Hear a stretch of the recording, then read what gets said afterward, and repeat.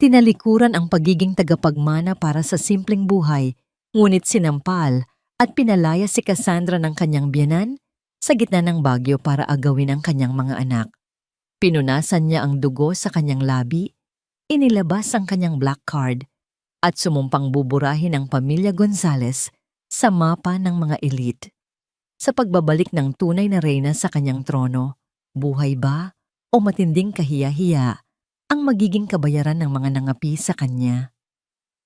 Humihiyaw ang hangin sa labas, kasabay ng walang tigil na pagbuhos ng ulan. Ang bawat kulog ay tila isang suntok sa dibdib, isang paalala ng unos na nagaganap hindi lang sa kalikasan, kundi sa loob ng maliit na bahay na kanilang tinitirhan sa tondo. Para kay Cassie, ang lamig na dulot ng panahon ay walang-wala, kumpara sa nanunuot na panlalamig sa kanyang puso. Nakatayo siya sa gitna ng sala, yakap-yakap ang dalawa niyang anak na kambal, sina Leah at Lian. Ang mga sanggol, na ilang buwan pa lamang ang edad, ay mahimbing na natutulog, walang kamalay-malay, sa bangis na nakapalibot sa kanila. Wala kang kwenta, isa kang malaking pabigat sa pamilyang ito. Ang sigaw ni Dolores, ang kanyang biyenan, ay mas malakas pa sa kulog. Dumapo sa mukha ni Cassie ang isang puting sobre. Walang laman. Iyon ang sobre na dapat sana ay naglalaman ng kanyang sahod mula sa maliit na pinapasukang karinderya. Ngunit nagkasakit ang isa sa kambal at kinailangan niyang gamitin ang pera para sa gamot. Inay, pakiusap po. Nagipit lang po talaga ako. Halos pabulong na pakiusap ni Cassie, nanginginig ang mga labi. Para po sa gamot ni Lian. Palusot! Puro ka na lang palusot! Tumayo si Dolores, nanlilisik ang mga mata. Ang mukha nitong laging puno ng pagkainis ay mas lalo pang nabalot ng galit. Mula nang dumating ka sa buhay ng anak ko, puro kamalasan na lang ang dala mo.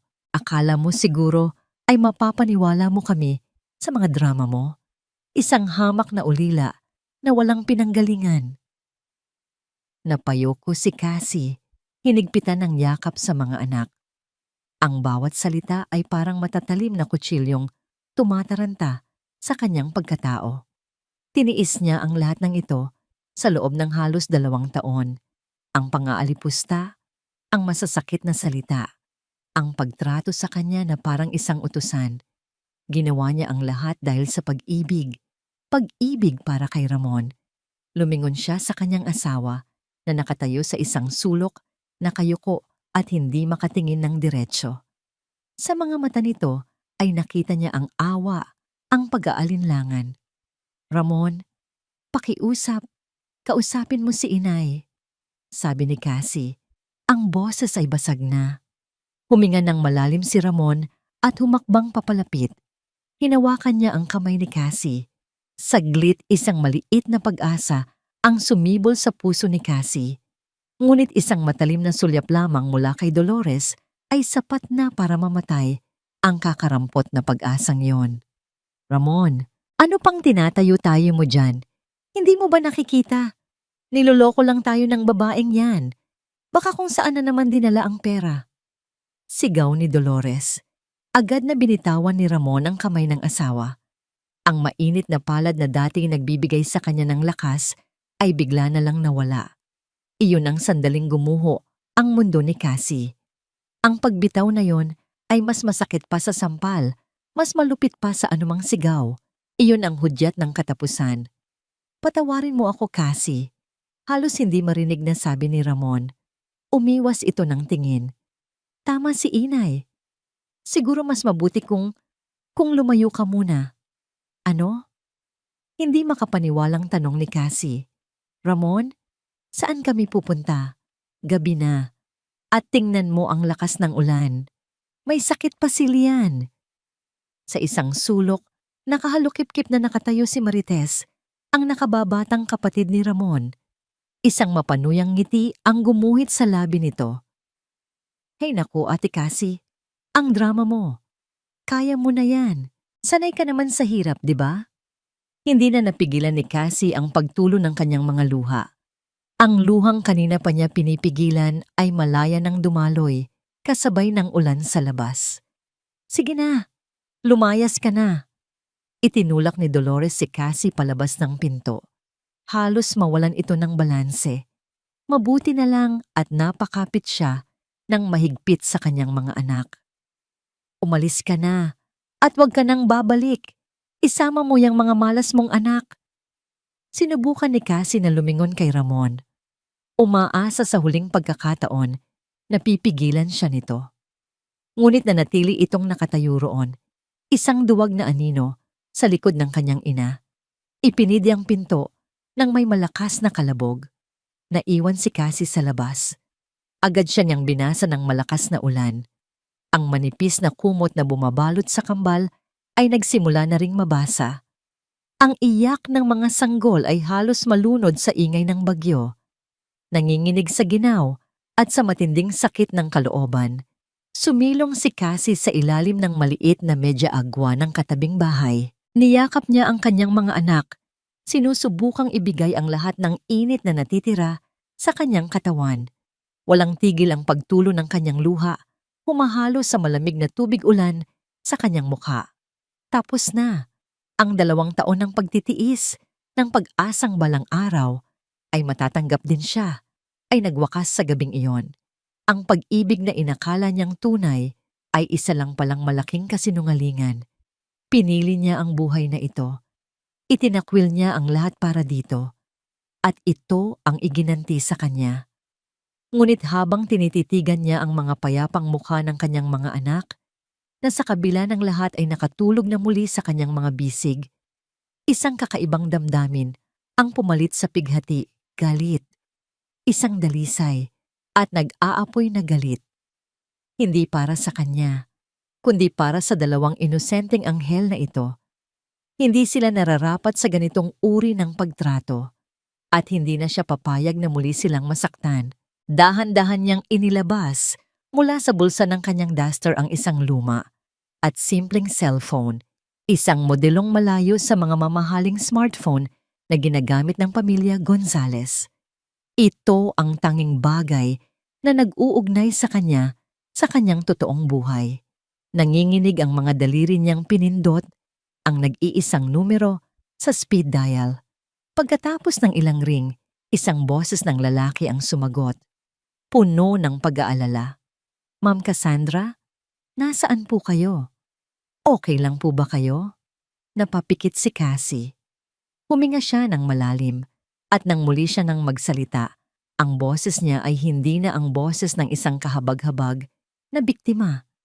Ito ay malamig, matigas, walang bakas ng anumang pagmamakaawa.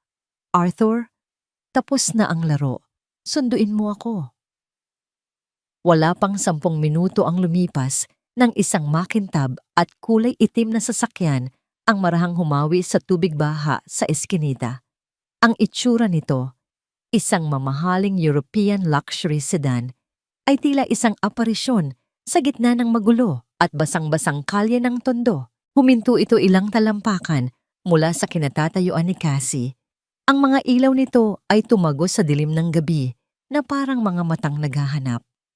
Bumukas ang pinto sa likuran at isang lalaking nakaunipormeng itim na suit, may dalang malaking payong, ang mabilis na lumabas. Ito si Arthur Reyes, ang kanyang pinagkakatiwalaan at matapat na executive assistant. Ang kanyang mukha ay seryoso, walang bahid ng anumang pagkagulat, tanging malalim na pag-aalala at respeto. Ma'am Cassandra, magalang na bati ni Arthur habang maingat na pinapayungan ang mag-iina laban sa malakas na ulan. Pasok na po kayo.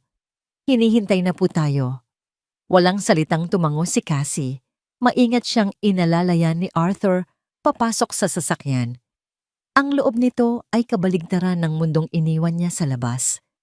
Ang amoy ng mamahaling leather, ang tahimik na paligid na hindi tinatablan ng ingay ng bagyo, at ang banayad na init mula sa heater ay tila yumakap sa kanyang nanlalamig na katawan. Habang umaandar ang sasakyan palayo sa lugar na yon, hindi nilingon ni Cassie ang bahay na minsan niyang tinawag na tahanan. Ang kanyang mga mata ay nakatuon lamang sa dalawang anak na mahimbing nang natutulog sa kanyang kandungan, ligtas na sa lamig at panganib. Dahan-dahan niyang hinaplos ang maliliit nilang pisngi. Ang sakit sa kanyang dibdib ay naroon pa rin, sariwa at kumikirot. Ngunit nababalutan na ito ngayon ng isang matigas at hindi matitinag na determinasyon. Ang bawat patak ng ulan sa bintana ng sasakyan ay tila luhang hindi na niya kailangang iyakan. Umiyak na siya kanina. Ngayong gabi, tapos na ang pagluha ni Cassie. Ang isisilang ay ang galit ni Cassandra. Ang biyahe mula Tondo hanggang Makati ay isang paglalakbay sa pagitan ng dalawang magkaibang mundo. Mula sa masisikip na eskinita, pumasok sila sa malalawak na kalsada ng Forbes Park. Ang bawat bahay na kanilang nadadaanan ay mga naglalakihang mansyon na papalibutan ng matataas na pader at mga bakal na tarangkahan. Huminto ang sasakyan sa harap ng isang dambuhalang gate na may nakaukit na De La Vega. Automatiko itong bumukas. Sa pagpasok nila sa malawak na driveway, bumungad sa kanila ang isang mansyon na tila palasyo, naliligo sa liwanag sa gitna ng madilim na gabi. Pagbaba pa lamang niya ng sasakyan, isang linya ng mga kasambahay na nakauniporme ang naghihintay na sa may pintuan, pinangungunahan ng isang may edad ng babae, si Yaya Loring, ang mayordoma ng mansyon. Ang kanilang mga mukha ay puno ng pagtataka at gulat. "Senyorita Cassandra!" Bulalas ni Yaya Loring. Hindi maitago ang pagkagulat nang makita ang basang-basa at payak na anyo ng kanilang amo. Ngunit hindi pinansin ni Cassandra ang kanilang mga reaksyon. Ang boses niya ay kalmado, ngunit may bigat ng awtoridad nang siya ay magsalita. "Yaya Loring, ihanda ang nursery. Pakidala ang dalawang yaya. Siguraduhin ninyong mapapalitan agad sila ng tuyong damit at mapainom ng maligamgam na gatas. Tawagan si Dr. Santos at papuntahin dito para masiguro na hindi sila magkakasakit." Maingat niyang ibinigay ang kambal sa dalawang yaya na agad lumapit. Walang emosyon niyang pinanood ang mga itong umakyat sa engrandeng hagdanan. Nang masiguro niyang nasa mabuting mga kamay na ang kanyang mga anak, doon lamang siya lumingon kay Arthur. "Sumunod ka sa opisina ko." Iyon lang at tumalikod na siya, tinahakang daan patungo sa master suite. Sa loob ng kanyang walk-in closet, na kasing laki ng buong sala ng bahay ng mga Gonzales, humarap siya sa isang dambuhalang salamin. Nakita niya ang kanyang refleksyon, isang babaeng nakasuot ng kupasing duster, basa ang buhok at may mga bakas ng luha sa pisngi. Ito si Cassie, isang ilusyon na siya mismo ang lumikha, isang tautuhang nagtiis at nagpakamartir sa ngalan ng pag-ibig na hindi naman pala totoo. Marahan niyang hinubad ang suot na damit at hinayaan itong bumagsak sa sahig na gawa sa marmol na parang balat ng ahas na kanyang nilulumutan. Inalis niya ang pekeng salamin na walang grado na nagsilbing panangga sa matalas niyang paningin. Hinawi niya ang basang buhok palayo sa kanyang mukha. Ang babaeng nakatitig pabalik sa kanya mula sa salamin ay iba na. Ang mga matang dati puno ng pag-asa ay napalitan ng lamig ng yelo. Ang mga labing dati handang ngumiti ay nakatikom na ngayon sa isang tuwid at matigas na linya. Ang kahinaan ay naglaho na, pinalitan ng isang nakakakilabot na kapangyarihan. Hindi na siya si Cassie, siya si Cassandra de la Vega. At ang reyna ay nagbabalik na sa kanyang trono. Nang pumasok siya sa kanyang personal na opisina, suot ang isang itim na silk robe na abutan niya si Arthur na naghihintay, may hawak na tablet. Ang silid ay high-tech, napapalibutan ng mga monitor at salamin. Ito ang kanyang command center. "Anong status?" tanong ni Cassandra habang umuupo sa kanyang malaking leather chair sa likod ng isang mesa na gawa sa mahogany. "Lahat ng assets ng Gonzales ay konektado pa rin sa inyong primary account, ma'am," sagot ni Arthur. Ang supplementary credit cards, ang checking account na ginagamit nila para sa upa at mga bayarin, maging ang financing para sa kotse ni Ramon, lahat ay nakapangalan sa inyo. Isang mapait na ngiti ang sumilay sa labi ni Cassandra. Ginawa niya ang lahat ng iyon para bigyan sila ng komportableng buhay habang siya ay nagpapanggap na simple. Yun pala, ang perang yun ang ginagamit nila para yurakan siya. Tumingin siya ng diretso kay Arthur. Ang kanyang boses ay walang bahid ng pag-aalinlangan. I-freeze mo lahat. Lahat, ma'am? Paglilinaw ni Arthur. Lahat!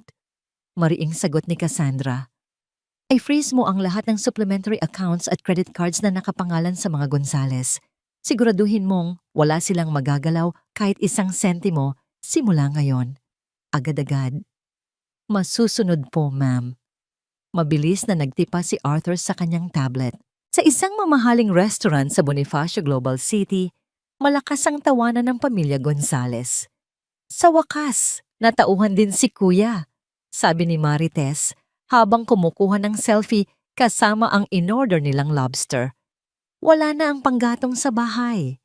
Dapat lang sa kanya yon. Sagot ni Dolores habang umiinom ng red wine. Isang hamak na babae, akala mo kung sino.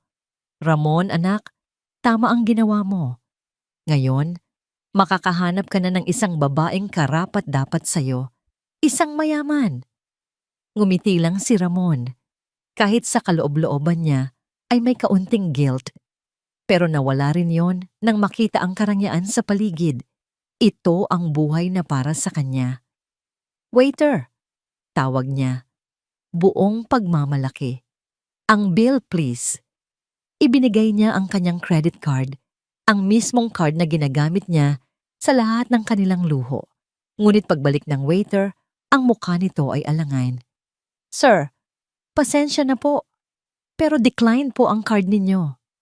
Ano? Imposible yan. Subukan mo ulit. Inis na sabi ni Ramon. Sinubukan muli ng waiter ngunit ganoon pa rin ang resulta. Decline pa rin po, sir. Nagsimulang magtinginan ng mga tao sa katabing mesa. Namula ang mukha ni Ramon sa hiya.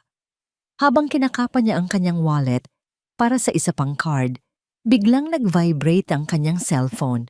Isang text message mula sa bangko. Binuksan niya ito at ang mga salitang nabasa niya ay tila isang malakas na sampal na gumising sa kanya sa katotohanan. Your supplementary account has been suspended by the primary cardholder. Ang kahihiyan ay isang kumunoy. Habang pilit kang gumagalaw, mas lalo ka nitong hinihila pababa. Iyon ang nararamdaman ni Ramon habang nakatayo sa harap ng cashier. Pinipiga ang wallet para sa lahat ng cash na laman nito. Ang mga bulungan mula sa ibang lamesa ay parang mga bubuyog na umuugong sa kanyang tainga. Ang mapanuring tingin ng waiter ay tila isang panghahamak. Hindi sapat ang kanyang pera. Marites, may cash ka ba dyan? Pabulong niyang tanong sa kapatid. Pawis na namumuo sa kanyang noo. Wala, kuya. You know I don't bring cash. Ang cheap kaya. Mabilis na sagot ni Marites, abala sa pagtatago ng mukha sa likod ng menu. Napabaling si Ramon sa ina. Inay, bakit ako ang tatanungin mo? Mataray na sagot ni Dolores. Kasalanan niya ng asawa mo. Ang lakas ng loob na ipahiya tayo ng ganito. Sa huli, kinailangan ni Ramon na iwan ang kanyang driver's license bilang kolateral. Isang kasunduan na babalikan niya ang bayad kinabukasan. Ang paglabas nila sa restaurant ay parang isang walk of shame. Ang dating pagmamalaki ay napalitan ng sukdulang kahihiyan. Ang biyahe pauwi ay puno ng nakabibinging katahimikan. Ngunit pagkapasok nila sa pinto ng kanilang bahay, sumabog ang lahat. Walang hiya kang bata ka, sigaw ni Dolores at dinuruduro si Ramon. Hindi mo kayang kontrolin ang sarili mong asawa. Tingnan mo ang ginawa niya. Pinahiya niya tayo sa harap ng maraming tao. Ano na lang ang sasabihin ng mga kakilala natin? Inay, hindi ko naman alam na gagawin niya to. Katwiran ni Ramon habang hinahagis ang susi ng kotse sa mesa.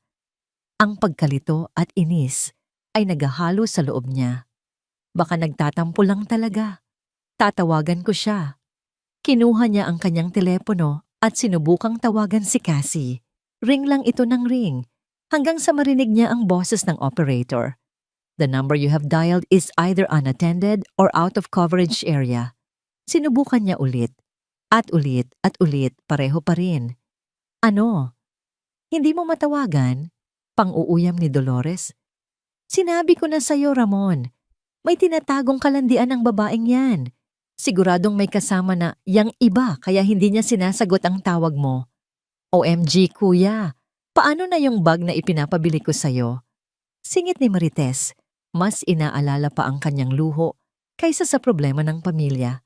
At saka, kailangan ko ng allowance para sa lakad namin ng friends ko this weekend.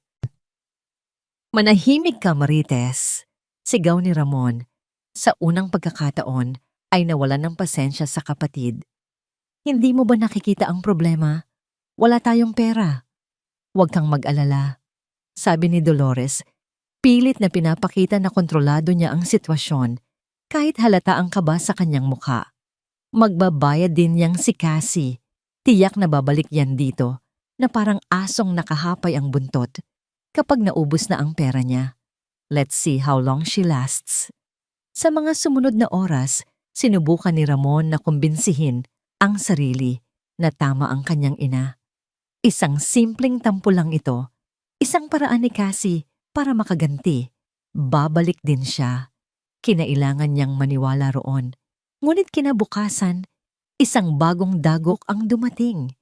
Nasa opisina si Ramon, pilit na nagtatrabaho, nang tumawag ang kanyang boss, si Mr. Lim.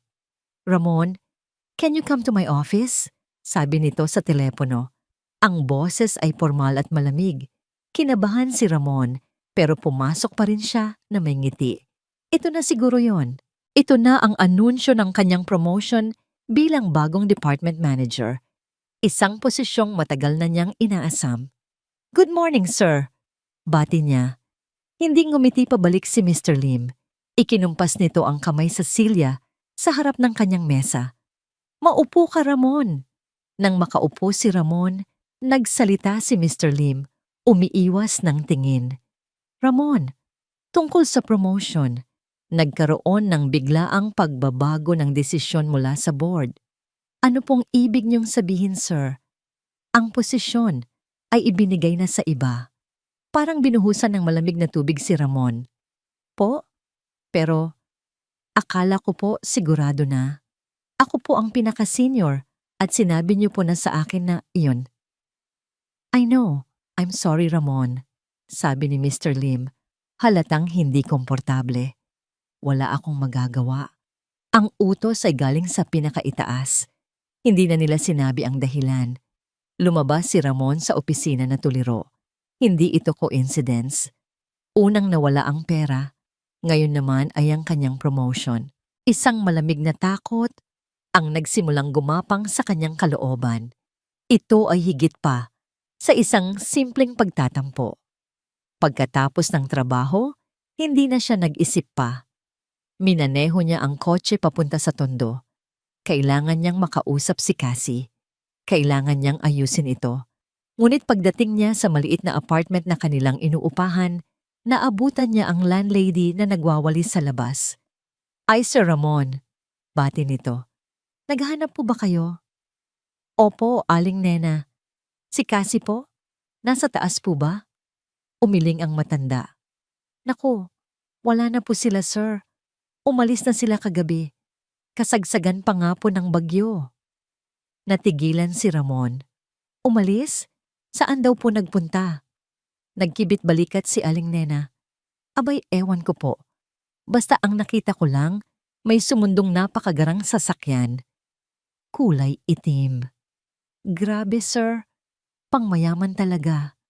Akala ko nga artista ang bumaba. Baka po kamag-anak niya. Isang magarang sasakyan? Walang mayaman na kamag-anak si Cassie. Ulila na siya. Ang kwento niya kay Ramon ay lumaki siya sa isang malayong probinsya at nakipagsapalaran lang sa Maynila. Ang lahat ng alam niya tungkol dito ay biglang nagkaroon ng mga butas. Bumalik si Ramon sa kanilang bahay na bagsak ang balikat. Ang pag-asa niya ay unti-unti nang nauubos. Pagpasok niya, nakita niya ang kanyang ina na nakatayo sa sala. Hawak ang isang eleganteng sobre na kulay krema. "Ano yan, inay?" Hindi sumagot si Dolores. Nakatitig lang ito sa papel na hawak. Ang muka ay unti-unting namumutla. Lumapit si Ramon at tiningnan ang sulat. Galing ito sa isa sa pinakamalaki at pinakakilalang law firm sa bansa. Ang mga salitang nakasulat ay formal at nakakatakot. Nagsasaad ng isang formal na demand na sagutin ang akusasyon ng misappropriation of personal assets. Ngunit hindi iyon ang nagpatigil sa paghinga ni Ramon. Ito ay ang pangalan na nakasulat sa ilalim ng sulat. Ang pangalan ng kanilang inaakusahan. Ang pangalan ng taong nagpadala ng liham. Hindi ito Cassie. Nakatitig sa kanila. Sa makinis at mamahaling papel, ang isang pangalan na puno ng kapangyarihan at awtoridad. Isang pangalan na hindi nila kailanman narainig, ngunit sa isang iglap ay nagpabago sa lahat. In behalf of our client, Mrs. Cassandra de la Vega. Isang malaking LED screen ang nagniningning sa loob ng conference room ng De La Vega Global Holdings. Nakaupo sa dulo ng isang napakahabang mesa si Cassandra, napapalibutan ng mga board members at top executives ng kumpanya. Ngunit ang pinapanood nila ay hindi mga chart ng sales o business projections. Pinapanood nila ang pinakasikat na business news program sa bansa. Sa screen, isang respetadong news anchor ang nag-uulat. Isang malaking sorpresa sa mundo ng pagnenegosyo ang muling paglabas sa publiko ni Miss Cassandra de la Vega, ang nag-iisang tagapagmana ng yumaong business tycoon na si Don Alejandro de la Vega. Matapos ang halos 2 taong pananahimik, formal nang umupo si Miss de la Vega bilang bagong chairwoman ng De La Vega Global Holdings. Ang kanyang biglaang pagbabalik ay nagdulot ng pagtaas ng 15% sa stock value ng kumpanya sa loob lamang ng ilang oras. Nabitawan ni Dolores ang hawak niyang tasa ng kape. Tumilapon ito sa sahig at nabasag, ngunit walang sino man sa kanila ang gumalaw. Ang kanilang mga mata ay nakapako sa screen. Sa TV, ipinakita ang isang larawan ni Cassandra. Hindi si Cassie na gusgusin at nakayuko, kundi isang babaeng puno ng kumpiyansa at kapangyarihan. Ang kanyang buhok ay perpektong nakaayos, ang kanyang suot ay isang mamahaling business suit, at ang kanyang mga mata ay matalas at matalino. Hindi maaari, pabulong na sabi ni Ramon. Nanginginig ang buong katawan. Ang babae sa screen ay ang kanyang asawa, ngunit parang isang estranghero. De la Vega. Inulit ni Dolores ang apelyido, at ang realisasyon ay sumampal sa kanya na parang isang malakas na sampal. Anak siya ni Don Alejandro de la Vega, ang isa sa pinakamayamang tao sa buong Asia. Ang panginginig sa kanyang boses ay napalitan ng isang kakaibang kislap sa kanyang mga mata, isang kislap ng kasakiman. Mayaman pala siya. Ramon, bakit hindi mo sinabi sa amin? Hindi ko alam, inay. Wala akong alam. Sigaw ni Ramon. Gulo ang isip. Ang sabi niya, ulila na siya at galing sa probinsya.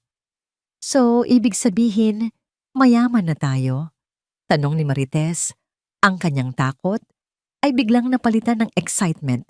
Ngunit ang pag-asa sa kanilang mga muka ay agad na naglaho nang muling magsalita ang news anchor. Kasabay ng kanyang pagbabalik ay ang mga usap-usapan tungkol sa isang malawakang internal audit sa lahat ng ari-arian ng pamilya De La Vega, kabilang na ang pagsusuri sa lahat ng posibleng financial leaks at hindi autorisadong paggamit ng kanilang pondo sa mga nakaraang taon. Ang demand letter mula sa law firm, ang mga suspendido nilang account, ang nawalang promotion ni Ramon, lahat ay biglang nagkaroon ng katuturan sa isang nakakakilabot na paraan. Hindi ito isang simpleng pagtatampo. Ito ay isang deklarasyon ng giyera. Nakatayo si Cassandra sa harap ng floor-to-ceiling na bintana ng kanyang opisina sa pinakatuktok ng De La Vega Tower. Mula rito, tanaw niya ang buong Makati. Ang syudad ay nasa kanyang mga paanan. Tapos na ang board meeting, ma'am? Sabi ni Arthur. Natahimik na pumasok sa silid. Gaya ng inaasahan, buo ang kanilang suporta sa inyo. Good, sagot ni Cassandra, hindi lumilingon. Iyon lang naman ang kailangan ko, ang pag-aproba nila. Lumapit si Arthur, may hawak na tablet. Mayroon na po akong initial report base sa financial tracking na ipinagawa ninyo. Humarap si Cassandra. Ang kanyang mukha ay kalmado, ngunit ang kanyang mga mata ay malamig na parang yelo. Ipakita mo sa akin. Ipinakita ni Arthur ang screen ng tablet. Nakalista roon ang mga credit card transactions ni Ramon sa loob ng nakaraang taon. Maraming transactions sa mga 5-star hotels, ma'am. Soler, Okada. Madalas tuwing Miyerkules ng hapon, ang oras na sinasabi niyang may overtime siya sa trabaho. Paliwanag ni Arthur, ang boses ay professional at walang emosyon. Tiningnan ni Cassandra ang mga petsa. Tumama ang mga ito. Mga araw na uuwi si Ramon na pagod, sasabihing sobrang daming trabaho. Siya naman, ang tangang si Cassie, ay ipaghahain pa ito ng hapunan at mamasahihin ang likod. Magkano ang mga binabayaran niya? Tanong ni Cassandra. Ang boses ay mababa. Standard suite rates po, ma'am. At may kasama laging room service, champagne at oysters. Isang mapait na ngiti ang gumuhit sa labi ni Cassandra. Champagne at oysters. Samantalang sila sa tondo, madalas ay sardinas lang ang ulam. Nag-swipe si Arthur sa screen. May mga malalaki rin po siyang binili mula sa mga kilalang jewelry store. Ipinakita niya ang isang resibo para sa isang diamond necklace na nagkakahalaga ng ₱250,000. Binili ito 3 buwan na ang nakakaraan bilang anniversary gift. Isang anibersaryo na hindi para sa kanya. At ito po ang pinaka-interesante, dagdag ni Arthur. May isang numero na palagi niyang tinatawagan pagkatapos ng bawat hotel check-in at bago siya umuwi sa inyo. Hindi ito nakasave sa phone book niya, isang burner number. Tinitigan ni Cassandra ang numero. Isang serye ng mga digit na walang kahulugan, ngunit alam niyang ito ang susi sa lahat. I-trace mo ang numerong yan, Arthur. Utos niya. Ang boses ay mariin. Gusto kong malaman ang lahat. Sino ang may-ari niyan? Saan nakatira? Anong kinakain sa almusal? Lahat. Masusunod po, ma'am. Nang makaalis si Arthur, naiwan si Cassandra sa katahimikan ng kanyang opisina. Lumakad siya patungo sa isang estante kung saan nakadisplay ang iisang litrato. Ang wedding picture nila ni Ramon. Kinuha niya ito. Sa litrato, pareho silang masayang nakangiti. Siya suot ang isang simpleng bestida na pinili niya para itago ang kanyang yaman. Siya, ang lalaking nangako sa kanya ng habambuhay na pagmamahal, anuman ang mangyari. Dahan-dahan niyang hinaplos ng kanyang daliri ang mukha ni Ramon sa litrato. Ang ngiti nito ngayon ay tila isang pangiinsulto. Ang lahat ay isang malaking kasinungalingan. Ang pagmamahal, ang mga pangako. Ang simpleng buhay na pinangarap niya. Ang lalaking nasa litratong ito ay hindi kailanman umiral. Isa lamang siyang karakter sa isang kwentong siya mismo ang sumulat. At ngayon, siya na rin ang maglalagay ng tuldok. Ilang sandali pa, bumalik si Arthur. Ang kanyang mukha ay mas seryoso kaysa kanina. May dala siyang isang brown envelope na may markang top secret sa kulay pula. Ma'am, sabi niya, at ipinatong ang envelope sa mesa. Nakuha na po ng team ang impormasyon tungkol sa babae. Hindi nagsalita si Cassandra. Dahan-dahan niyang binuksan ang envelope at inilabas ang laman nito. Isang 8 sa 10 colored photograph. Ang litrato ay kuha sa isang restaurant, malinaw na gamit ang isang long-lens camera. Nakaupo si Ramon, nakangiti. At kaharap niya, nakahilig papalapit para sa isang halik ay isang babae. Isang magandang babae na nakasuot ng mamahaling damit. Ngunit hindi ang halik ang nagpatigil sa paghinga ni Cassandra. Ito ay ang mukha ng babae, isang mukhang pamilyar sa kanya. Isang mukhang madalas niyang makita sa mga business magazine at social pages. Isang mukhang kailanman ay hindi niya inakalang makikita sa ganitong sitwasyon. Ang kanyang puso ay tila tumigil sa pagtibok. Ang babaeng hinahalikan ng kanyang asawa ay hindi lang basta-basta. Sofia Romualdez, ang pangalan ay umalingaw-ngaw sa isipan ni Cassandra na parang isang malakas na putok ng baril. Hindi ito isang ordinaryong pangalan. Sa mundo ng pagnenegosyo sa Pilipinas, ang apelyidong Romualdez ay kasing bigat ng De La Vega. Ang Romualdez Corporation ang pinakamalaki at pinakamatinding katunggali ng De La Vega Global Holdings. Sila ang anino na laging sumusunod, ang kalaban sa bawat bidding, ang karibal sa bawat merkado. Ang kanilang hidwaan ay hindi lang tungkol sa negosyo, ito ay personal. Si Ricardo Romualdez, ang ama ni Sofia, ang mortal na kaaway ng kanyang yumaong ama. Isang nakakakilabot na lamig ang gumapang sa buong katawan ni Cassandra. Ang pagtataksil na ito ay mas malalim at mas madilim kaysa sa inakala niya. Hindi lang ito simpleng pambababae. Hindi lang ito tungkol sa pagnanasa o pera. Ito ay isang dobleng talim na pagkakanulo. Bigla, isang alaala ang bumalik sa kanya. Malinaw na parang kahapon lang nangyari. Isang gabi, mga 6 na buwan na ang nakalipas habang naghahapunan sila ng tinapay at kape sa kanilang maliit na apartment sa Tondo. Mukhang pagod si Ramon mula sa trabaho. Kumusta na pala yung dati mong pinapasukan? Yung maliit na export company? Tanong ni Ramon sa isang kaswal na paraan. Ayos lang naman, sagot ni Cassie na nooy nagtitimpla ng gatas para sa kambal. Bakit mo natanong? Wala naman. Naisip ko lang, di ba may bago kayong project noon para sa isang malaking logistics hub sa Batangas? Natuloy ba yon? Malaking project yon, di ba? Noon, inakala ni Cassie na interesado lang ito sa kanyang araw. Isang simpleng pakikipag-usap ng mag-asawa. Kaya't sinagot niya ito ng may kaunting detalye. Mga impormasyong hindi naman kompidensyal, ngunit sapat na para magkaroon ng ideya ang isang tagalabas. Ngayon, ang alaalang iyon ay bumalik na parang isang multo. Ang maliit na export company ay isa sa mga subsidiary ng De La Vega. Ang logistics hub sa Batangas ay isa sa kanilang pinakamalaking proyekto. Isang proyektong bigla na lang natalo sa bidding. Natalo sa isang kumpanyang pag-aari ng mga Romualdez. Ang lahat ng inosenteng tanong, ang lahat ng pagkausyoso niya sa kanyang trabaho. Hindi iyon pagmamalasakit, iyon ay pang-espiya.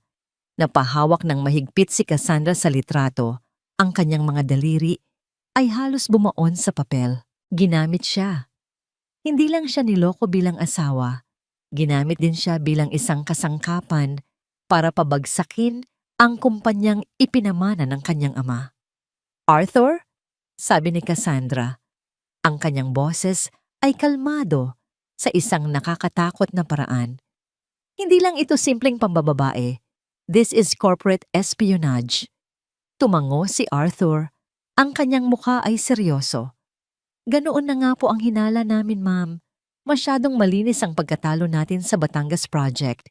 Tila alam nila ang bawat galaw natin. Binigyan ko siya ng access sa buhay ko, sa puso ko. Bulong ni Cassandra. Mas para sa sarili niya kaysa kay Arthur. Hindi ko alam na binigyan ko rin pala siya ng access sa aking kumpanya. Tumingala siya. At ang sakit sa kanyang mga mata ay napalitan ng isang matigas na bakal. Ang laro ay nagbago na. Hindi na ito simpleng pagganti ng isang asawang pinagtaksilan. Ito na ay pagdepensa ng isang reyna sa kanyang kaharian. Ilabas mo ang lahat ng files natin tungkol kay Dolores Gonzales. Utos niya, lalo na ang kanyang mga financial activities. Mabilis na nagtipa si Arthur sa kanyang tablet. Ayon po sa aming intelligence report, si Mrs. Gonzales ay baon sa utang. Malaki ang talo niya sa mga underground casinos at high-stakes mahjong. Ang mga pinagkakautangan niya ay hindi mga bangko, mga loan shark na may matataas na interes. Sino ang mga pinagkakautangan niya? Ilan pong kilalang pangalan sa ilalim ng mundo, ma'am? Mga taong hindi mag-aatubiling manakit para maningil. Iyon pala. Iyon pala ang dahilan ng kanilang desperasyon. Iyon ang nagtulak kay Dolores na maging isang halimaw. Hindi lang ito kasakiman. Ito ay takot. Isang plano ang mabilis na nabuo sa isip ni Cassandra. Isang plano na hindi lang sila sisirain sa pinansyal. Ito ay isang planong tatanggalin ang lahat ng kanilang kapangyarihan at kalayaan. Arthur, sabi ni Cassandra, ang kanyang boses ay malamig at puno ng awtoridad. Hanapin mo ang lahat ng pinagkakautangan ni Dolores. Lahat sila. Bilhin mo ang kanilang mga utang. Make them an offer they can't refuse. Gusto ko, sa paglubog ng araw bukas, ang De La Vega Global Holdings na ang nag-iisang pinagkakautangan ni Dolores Gonzales, natigilan si Arthur saglit, napahanga sa talino at kalupitan ng utos. Masusunod po, ma'am. Nang makaalis si Arthur, dahan-dahang lumakad si Cassandra palabas ng kanyang opisina at umakyat patungo sa nursery. Marahan niyang binuksan ang pinto. Sa loob, sa ilalim ng malumanay na ilaw ng isang night lamp, mahimbing na natutulog sina Leah at Lian sa kanilang magkahiwalay na kuna. Payapa, inosente, walang kamalay-malay sa digmaang ipinaglalaban ng kanilang ina. Lumapit si Cassandra at marahang hinaplos ang kanilang malambot na buhok. Dito, sa harap ng kanyang mga anak, nawala ang lahat ng tigas sa kanyang mukha. Napalitan ito ng isang dalisay at walang katapusang pagmamahal ng isang ina. Hindi hahayaan ni Mami na saktan kayo, bulong niya sa hangin. Hindi ko hahayaan na ang kasakiman ng mundo ay umabot sa inyo. Poprotektahan ko kayo, kahit anong mangyari. Niyakap niya ang kanyang sarili habang pinagmamasdan ng kambal. Ang kanyang puso ay para sa kanila. Ngunit ang kanyang galit ay para sa mga taong nagtangkang sirain ang kanilang kinabukasan. Nagring ang telepono ni Dolores, isang hindi rehistradong numero. Kinakabahan man, sinagot niya ito. Baka isa ito sa kanyang mga pinagkakautangan. Hello? Nanginginig niyang sagot. Good evening. Is this Mrs. Dolores Gonzales? Isang boses ng lalaki ang sumagot. Ang boses ay kalmado, profesional at malamig. Hindi ito ang magaspang na boses ng isang goon na inaasahan niya. Sa sino to? My name is Arthur Reyes. I'm calling from the Legal Acquisitions Department of De La Vega Global Holdings. Pagpapatuloy ng boses. This call is to formally inform you that as of 5 p.m. today, our corporation has acquired all your outstanding personal debts, including all associated interests and penalties. From this moment on, you will be dealing directly with us. Nabitawan ni Dolores ang kanyang telepono. Bumagsak ito sa sahig na may malakas na kalabog. Nanatili siyang nakatayo, nakatitig sa kawalan. Ang kanyang mukha ay walang kulay. Ang lahat ng hangin ay tila nawala sa kanyang mga baga. Ang halimaw na kanyang kinatatakutan ay hindi na ang mga siga sa kanto. Ang bago niyang amo ay ang babaeng kanyang itinaboy sa gitna ng unos. Ang katahimikan sa bahay ng mga Gonzales ay mas mabigat pa sa isang puntod. Si Dolores ay nakaupo sa sofa, ngunit ang kanyang isip ay wala roon. Paulit-ulit na umuugong sa kanyang isipan ang malamig at profesional na boses mula sa kabilang linya. From this moment on, you will be dealing directly with us. Hindi na ito simpleng utang sa mga Bombay o sa mga kapwa niya sugarol. Ang may-ari na ng kanyang kaluluwa ay ang babaeng kanyang sinipa palabas sa gitna ng bagyo, si Cassandra de la Vega. Nang tumunog muli ang telepono kinabukasan, isang formal na tawag mula sa isang abogadong kumakatawan sa De La Vega Holdings, ang lahat ng takot ni Dolores ay nagkatotoo. Binigyan siya ng 1 linggo, 7 araw, upang bayaran ng buo ang kanyang utang na umaabot sa milyon-milyong piso. Kung hindi, lahat ng ari-ari ang nakapangalan sa kanya, kasama na ang bahay na kanilang tinitirhan, ay sasamsamin. Doon na gumuho ang lahat ng natitirang katatagan ni Dolores. Hindi maaari. Hindi niya pwedeng gawin to sa atin. Humagulgol si Dolores habang si Ramon ay pilit siyang pinapakalma. Ang kanyang dating imahe ng isang matapang at palaban na matriarka ay naglaho na, pinalitan ng isang babaeng nasa bingit ng pagkasira ng ulo. "Anak Ramon," sabi niya, habang mahigpit na nakakapit sa braso ng anak, ang mga mata ay puno ng luha ng isang taong na-trap. "Makukulong ako. Itatapon nila ako sa kulungan na parang basura. At kayo ni Marites, saan kayo titira? Sa kalye? Ito ba ang gusto mong mangyari sa pamilya natin?" "Inay, huminahon po kayo. Hahanap po tayo ng paraan," sabi ni Ramon. Ngunit kahit siya ay walang ideya kung paano sila makakalusot dito. Ang pader na itinayo ni Cassandra sa kanilang paligid ay masyadong mataas at matibay. "Walang ibang paraan, Ramon." Sigaw ni Dolores, ang kanyang pag-iyak ay may halong galit. Isang tao lang ang may gawa nito. Si Cassandra. Halimaw siya. Gusto niya tayong sirain. Gusto niyang makita tayong nagdurusa. Pumasok sa sala si Marites. Hawak ang kanyang cellphone. Ang kanyang mukha ay hindi na nagpapakita ng pag-aalala sa luho, kundi ng tunay na takot. "Inay, Kuya Uy, tiningnan ko yung mga posts sa social media. Ang daming articles tungkol kay Ate Cassie. Cassandra. Sinasabi nila na isa siyang empowered woman at inspiration. Ang galing niyang magdala ng kwento." Biglang tumigil sa pag-iyak si Dolores. Tumingin siya kay Marites at isang ideya, isang desperado at maruming ideya ang nagsimulang mabuo sa kanyang isipan.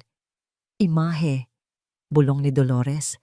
Ang imahe niya ang kanyang sandata. Kung masisira natin ang imahe niya, kung maipapakita natin sa lahat na hindi siya isang perpektong anghel. "Ano ang ibig mong sabihin, Inay?" tanong ni Ramon. "OMG, ibig lang," sabi ni Marites na tila nahulaan ang iniisip ng ina. "Like, cancel culture? We can show everyone na she's a bad mom." Ganon. Tinapik ni Dolores ang balikat ng anak na babae. "Matalino ka, Marites. Tama, ang mga anak niya, ang kambal. Iyon ang kanyang kahinaan." Tumingin si Dolores kay Ramon. Ang kanyang mga mata ay nag-aapoy sa desperasyon. "Ramon, kailangan nating makuha ang kustodya ng mga bata." Nanlaki ang mga mata ni Ramon. "Ano, Inay? Paano natin gagawin yon? At bakit?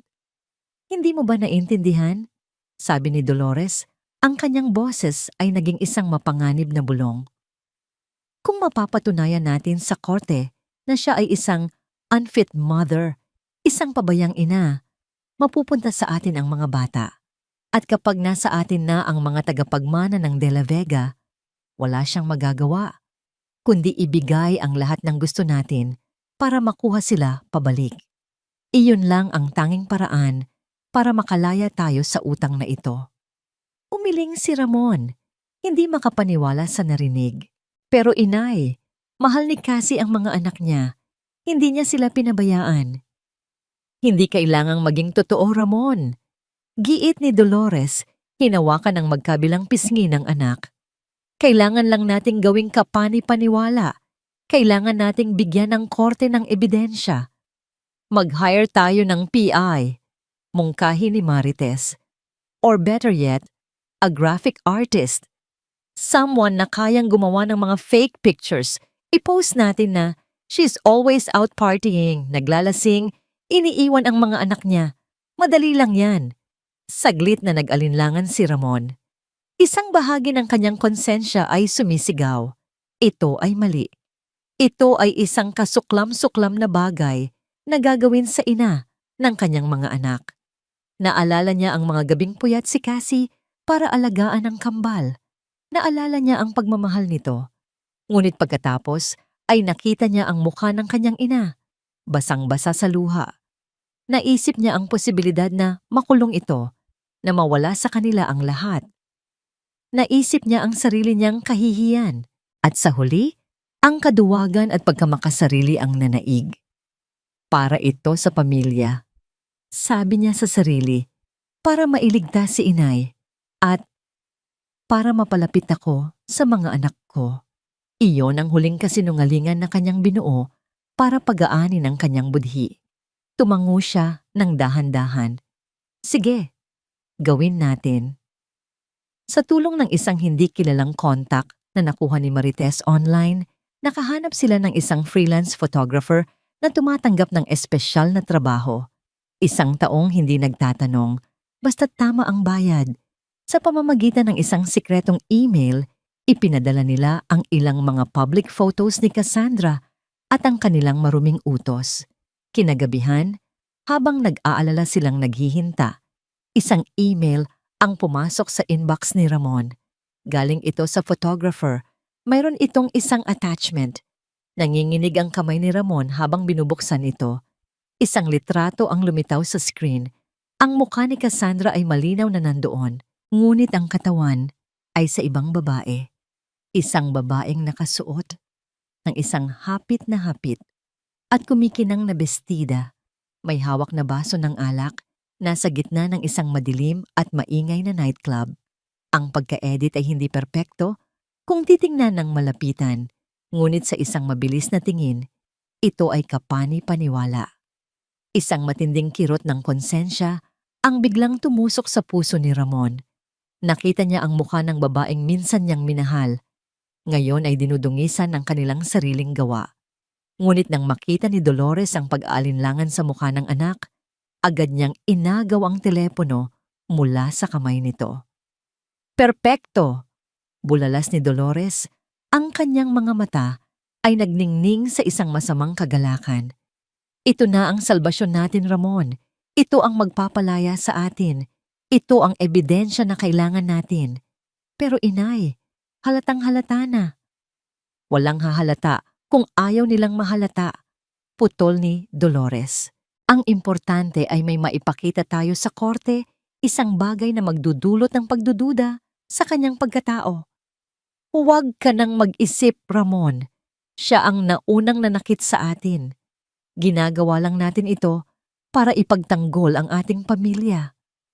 Ang bigat ng tingin ng kanyang ina, ang bigat ng kanilang mga utang, at ang bigat ng kanyang sariling kaduwagan ay tuluyang dumagan sa kanyang konsensya hanggang sa ito ay nadurog. Dahan-dahan niyang kinuha pabalik ang telepono mula kay Dolores. Sa ilang sandali, tinitigan niya ang litrato. Tinitigan niya ang pekeng imahe ni Cassandra, ang babaeng nagtiis sa kanilang pang-aapi, ang inang nagmahal sa kanilang mga anak. Ngayon ay kanilang sinisiraan sa pinakamalupit na paraan. Binuksan niya ang kanyang email. Ifinorward niya ang litrato sa kanilang abogado. Isang murang abogado na handang tumanggap ng kahit anong kaso. Nagtipa siya ng isang maikling subject, ebidensya laban kay Cassandra de la Vega. Habang pinipindot ang send, naramdaman niya ang isang huling pagsikip ng dibdib. Ngunit huli na ang lahat. Ang maruming hakbang ay nasimulan na. Nakatanggap si Cassandra ng isang opisyal na email mula sa kanyang legal team. Nakalakip dito ang kopya ng petisyon na isinampa ng pamilya Gonzales para sa kustodya ni Nalia at Lian, at kasama roon ang kanilang ebidensya. Kalmado niyang pinagmasdan ang litrato sa kanyang computer screen. Siya at si Arthur ay nasa loob ng kanyang high-tech na opisina. Ang katahimikan ay binasag lamang ng mahinang pag-click ni Arthur sa mouse. Malinaw po ang pagkaka-Photoshop, ma'am, sabi ni Arthur, habang nag-zoom in sa litrato. Ang ilaw sa mukha ninyo ay hindi tugma sa ilaw ng nightclub. May mga pixelated edges din po sa paligid ng inyong buhok, gawa ng isang amateur. Hindi umimik si Cassandra. Ang kanyang mga mata ay nakatitig sa pekeng imahe. Hindi ang kababawan ng pagkakagawa ang nakapagpagalit sa kanya, kundi ang katotohanan na mayroon silang lakas ng loob na gawin ito. Ang isipin na sa kanilang maruming isipan, binuo nila ang ganitong klaseng kasinungalingan laban sa kanya. Napakababa, bulong ni Cassandra. Hindi ko akalain na kaya nilang bumaba sa ganitong level. Ito po ay isang desperadong hakbang, sabi ni Arthur. Nangangahulugan po na nasasaktan na sila sa mga ginagawa natin. Ilang sandali pa, isang video call ang pumasok sa malaking monitor sa dingding. Ang kanyang punong abogado, si Attorney Sandoval, isang lalaking kilala sa kanyang talas at pagiging walang talo sa korte. Good morning, Ma'am Cassandra. Bati ng abogado. Ang mukha ay seryoso. Natanggap ko na ang files. This is laughable, legally speaking. Madali nating mapapatunayan sa korte na ito ay peke. But we have to play this smart. What do you suggest, attorney? Tanong ni Cassandra. Ang kanyang boses ay kontrolado pa rin. Hayaan natin sila. Payo ni Attorney Sandoval. Reyes, is everything all right? Ma'am Cassandra, good morning po. Sabi ng headmistress sa kabilang linya. Ang boses nito ay pilit na pinapakalma, ngunit may bakas ng pag-aalala. Tumawag lang po ako para i-report ang isang maliit na insidente. Huwag po kayong mag-alala. Ligtas po ang kambal at nasa loob na po ng kanilang classroom. Insidente? Anong klaseng insidente? Mariing tanong ni Cassandra habang tumatayo mula sa kanyang upuan.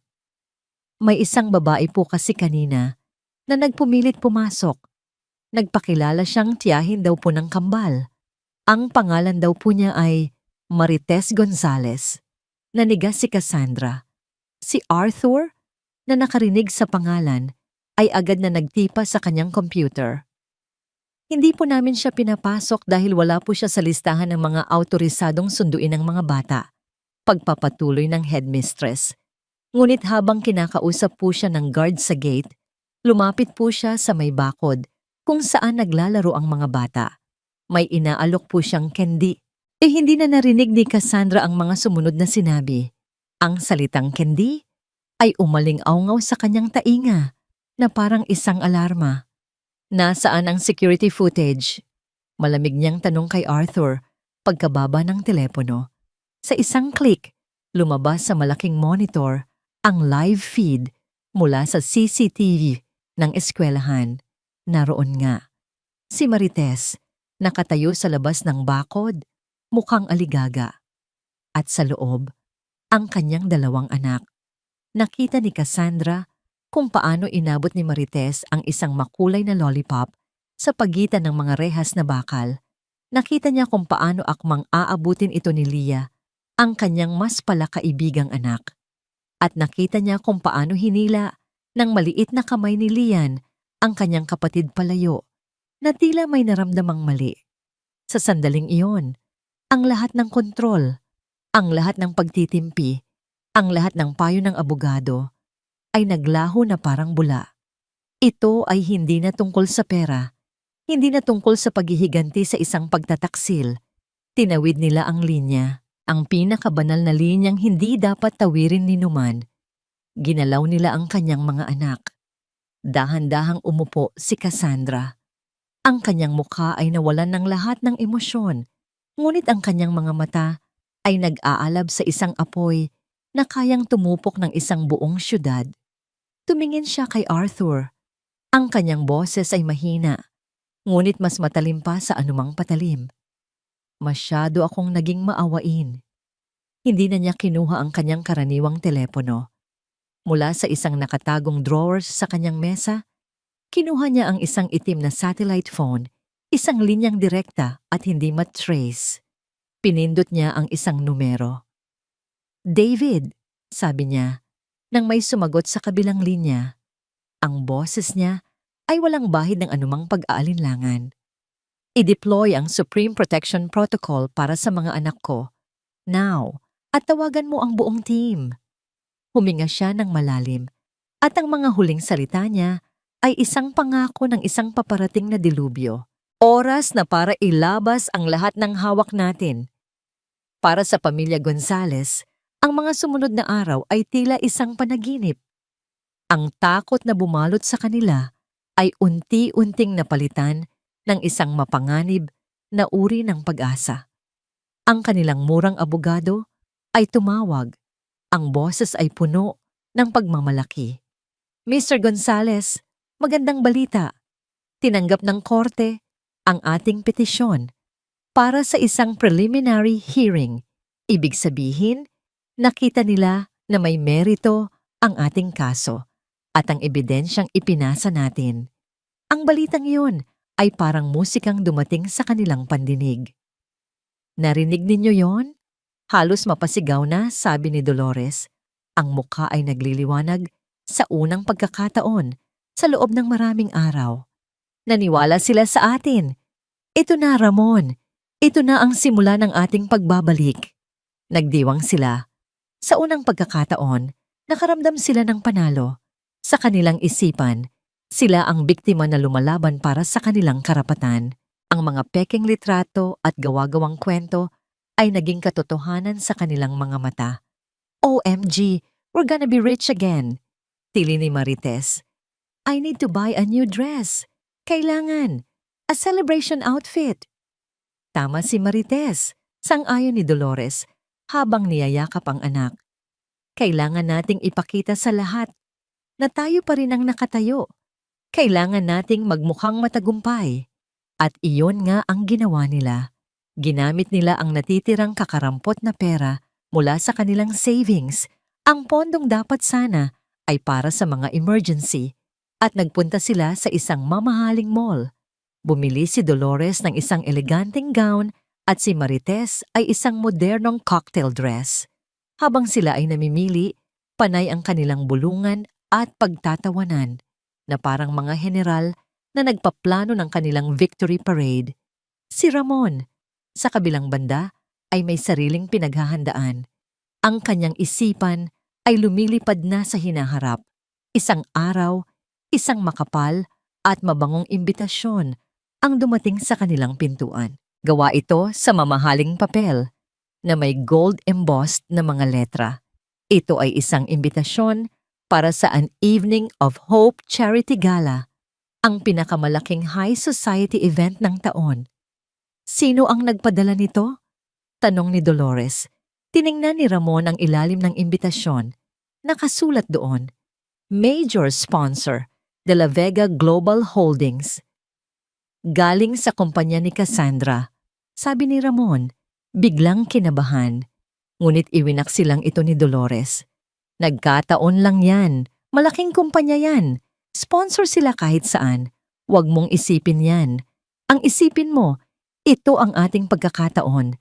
Ang lahat ng mayayaman at makapangyarihan sa Pilipinas ay darating dyan. Ito na ang pagkakataon mong makahanap ng bagong koneksyon. Isang bagong trabaho na mas maganda pa sa dati. Ang ideyang yon ay nagbigay ng bagong lakas kay Ramon. Tama ang kanyang ina. Ito na ang entablado para sa kanyang pagbabalik. Sa gabi ng gala, habang nagsusuot siya ng kanyang pinakamahagandang suit sa harap ng salamin, nagsimula siyang mag-ensayo ng isang talumpati. Mga Ginoo, mga ginang, ang pamilya ay ang pinakamahalagang yaman. Ano man ang pagsubok, ang integridad at katotohanan ang laging mananaig. Inisip niya ang kanyang sarili na kinakamayan ng mga CEO, binibigyan ng mga business card at muling iginagalang. Ang pangarap na yon ay napakatamis, sapat na para burahin ang lahat ng kasalanan at pag-aalinlangan sa kanyang isipan. Ngunit habang sinasara niya ang butones ng kanyang coat, isang hindi maipaliwanag na ginaw ang biglang gumapang sa kanyang likuran.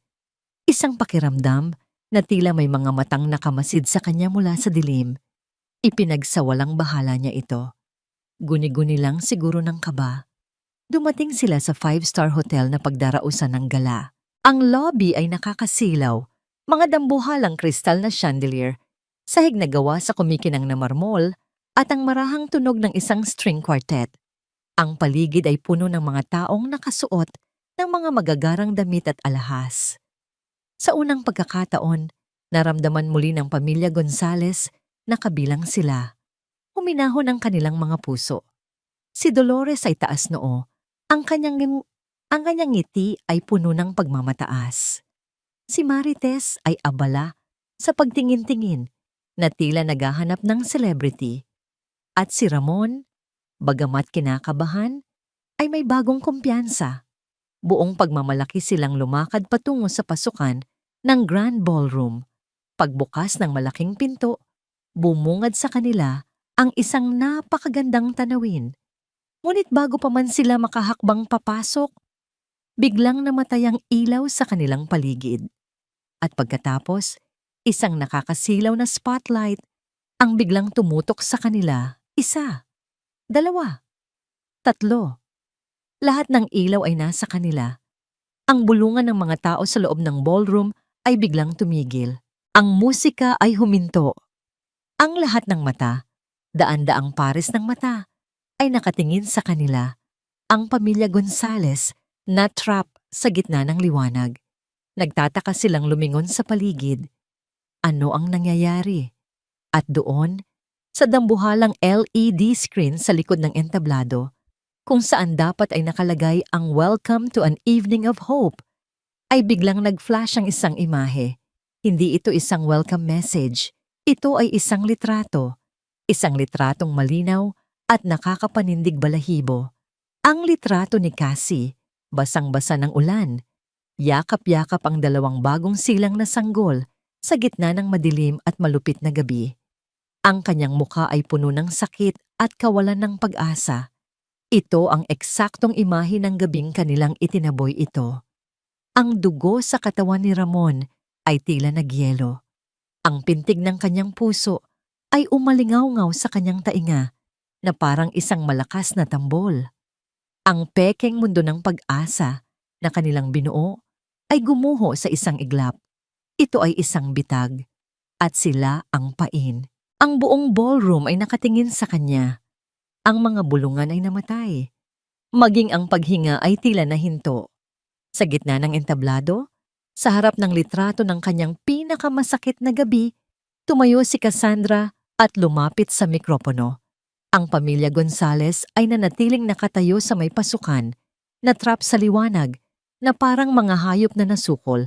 Ang mukha ni Dolores ay puno ng pagkalito at takot. Si Marites ay nanginginig, hindi maintindihan ang nangyayari, at si Ramon. Si Ramon ay nakatitig kay Cassandra, at sa mga mata nito, nakita niya ang isang babaeng hindi na niya kailanman makikilala. Nagsalita si Cassandra. Ang kanyang boses, pinalakas ng sound system, ay umalingaw-ngaw sa bawat sulok ng silid. Ito ay malinaw, matatag, at walang bahid ng anumang emosyon. Magandang gabi sa inyong lahat, panimula niya. Welcome to an evening of hope. Ngayong gabi, nais kong ibahagi sa inyo ang kwento ng isang kaibigan. Isang kolektibong paghinga ng pagtataka ang narinig mula sa mga manonood. Ang kaibigan kong ito, pagpapatuloy ni Cassandra, habang ang kanyang mga mata ay hindi inaalis sa pamilya Gonzales, ay nangarap ng isang simpleng buhay, isang buhay na puno ng pagmamahal, hindi ng yaman. Para sa pangarap na yon, tinalikuran niya ang lahat.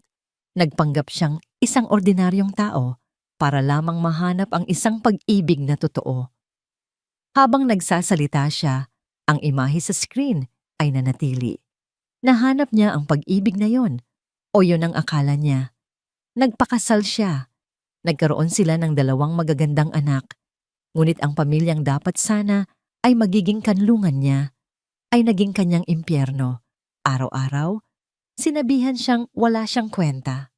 Bigla, isang audio recording ang umalingaw-ngaw sa ballroom. Ang boses ni Dolores, malupit at matinis. Wala kang kwenta. Isa kang malaking pabigat sa pamilyang ito. Isang malakas na gasp ang narinig mula sa mga tao. Si Dolores ay napahawak sa kanyang dibdib na tila sinasaksak.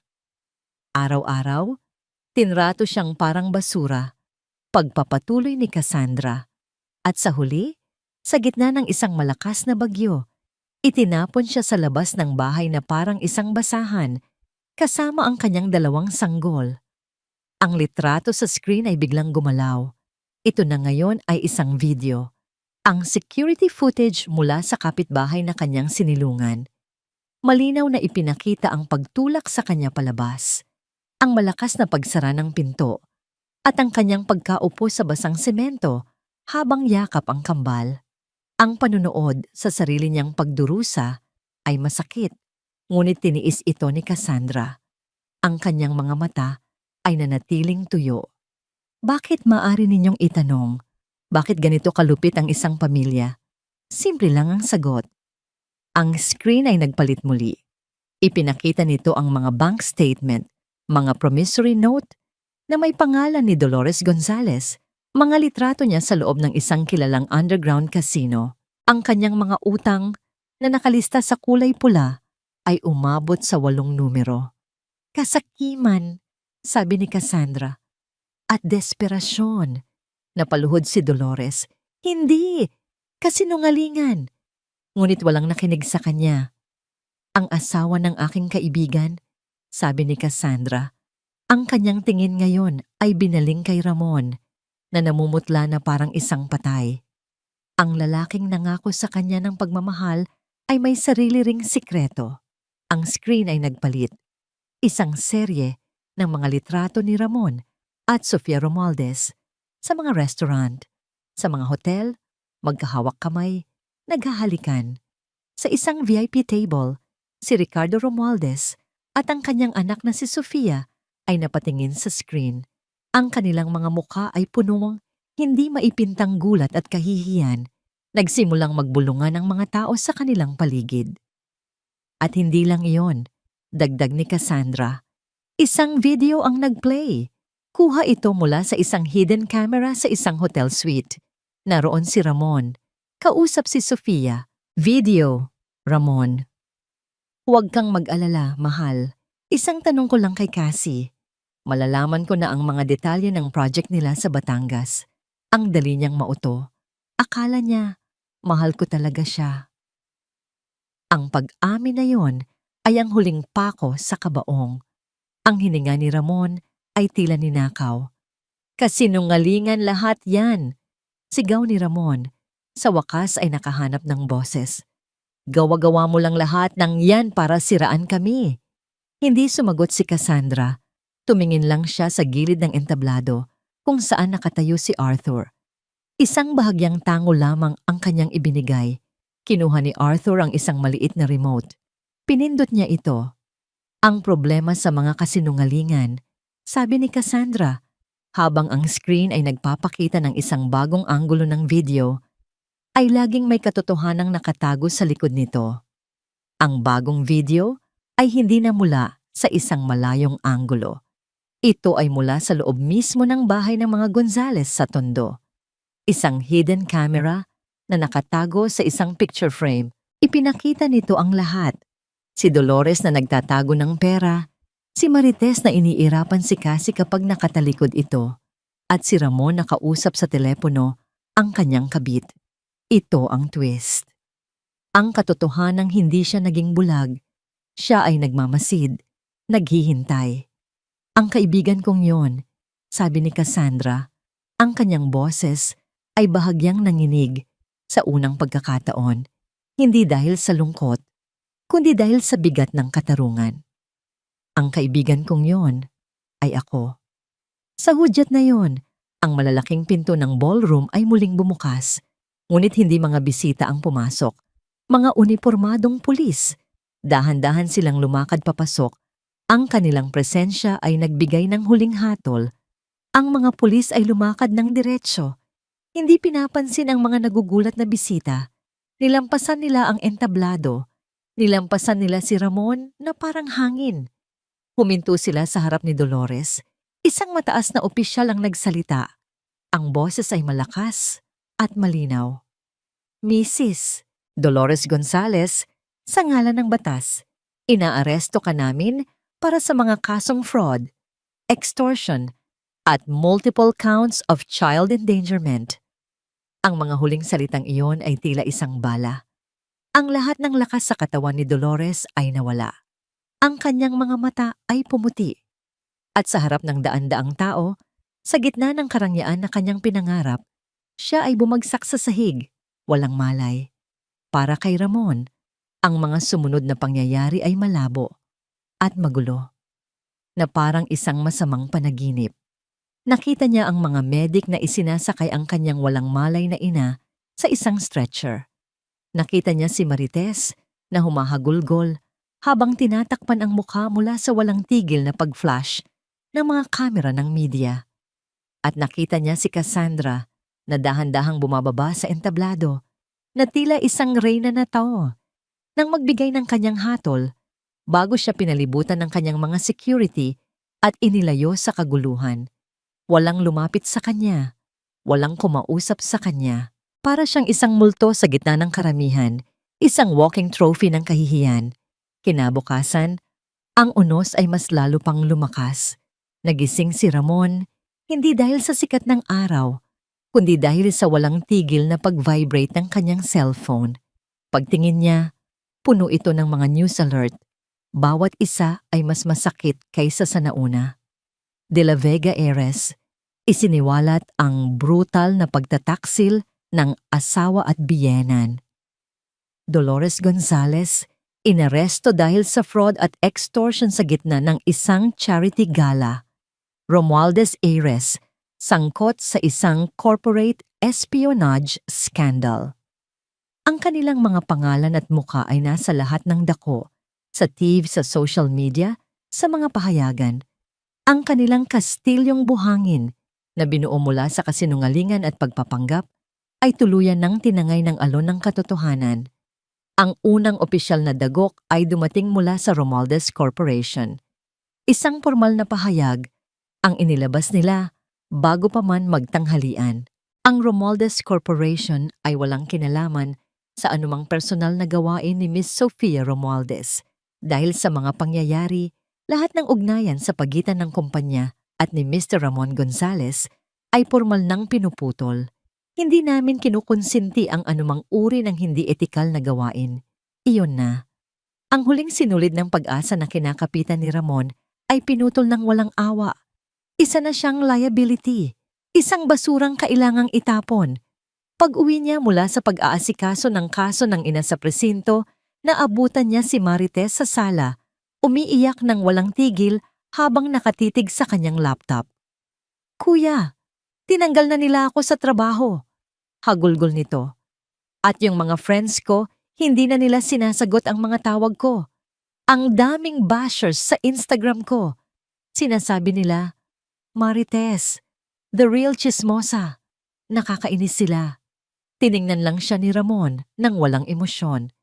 Sa gitna ng pagguho ng kanilang mundo, ang inaalala pa rin ng kapatid niya ay ang kanyang social status. Sa mga sumunod na araw, ang kanilang buhay ay naging isang buhay na impyerno. Inilipat si Dolores sa isang regular na kulungan habang naghihintay ng paglilitis. Ang kanilang bahay ay selyado na ng bangko na pag-aari na ngayon ng De la Vega. Literal na wala na silang matirhan, wala na silang pera, wala na silang dangal. Isang gabi, habang nakasilong sila sa isang murang motel, basang-basa ng ulan sa labas, tumama sa isipan ni Ramon ang isang huling desperadong ideya. Si Cassie. Hindi, si Cassandra. Kailangan niyang makausap ito. Hindi para humingi ng tawad. Huli na para doon. Ngunit marahil, may natitira pa itong kahit katiting na awa para sa pinagsamahan nila, para sa mga anak nila. Nagmaneho siya sa gitna ng malakas na ulan, ang parehong ulan na sumaksi sa kanyang kalupitan noon. Huminto siya sa harap ng dambuhalang gate ng mansyon ng mga De la Vega sa Forbes Park.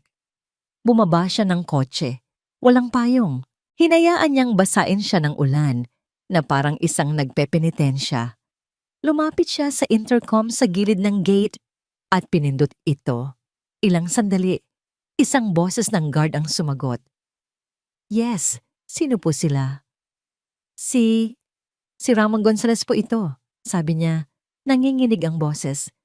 "Gusto ko sanang makausap si Cassandra." "Sandali lang po, sir." Naghintay siya. Bawat segundo ay parang isang oras. Ang bawat patak ng ulan ay isang paalala ng gabing iyon. Bigla, umilaw ang maliit na video screen ng intercom. At lumitaw doon ang mukha ni Cassandra. Hindi ito galit. Hindi ito masaya. Ito ay blangko. Malamig. Na parang nakatingin sa isang estranghero. "Anong kailangan mo, Ramon?" Tanong nito. Ang boses ay walang anumang emosyon. Cassie, Cassandra, pakiusap. Pagmamakaawa ni Ramon. Ang luha ay humahalo na sa ulan sa kanyang mukha. Alam kong nagkamali ako. Nagkamali kami. Pero pakiusap, wag mo namang gawin to sa amin. Si Inay, makukulong siya. Wala na kaming lahat. Maawa ka. Awa? Sagot ni Cassandra, isang bahagyang mapait na nangiti ang sumilay sa kanyang labi. Humingi ka ba ng awa para sa akin nung gabing iyon, Ramon? Noong nagmamakaawa ako sa iyo na huwag kaming itaboy sa gitna ng ulan? Noong may sakit ang anak mo? Natigilan si Ramon. Walang salitang lumabas sa kanyang bibig. Ang awa ko para sa iyo ay namatay sa gabing iyon, kasabay ng ulan.